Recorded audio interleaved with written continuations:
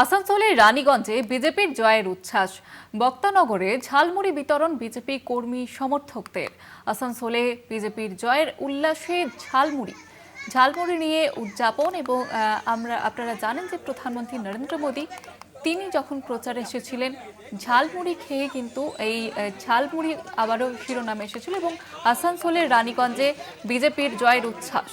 আমাদের প্রতিনিধি পবিত্র বন্দ্যোপাধ্যায় রয়েছেন আমাদের সঙ্গে টেলিফোন লাইনে। পবিত্র, ঠিক কি ছবি ধরা পড়ছে?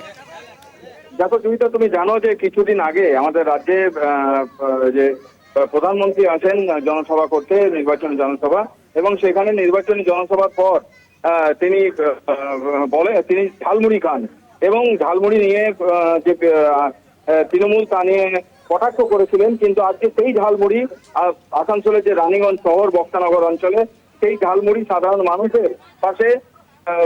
মানুষের পাশে বিতরণ করা হয়েছে।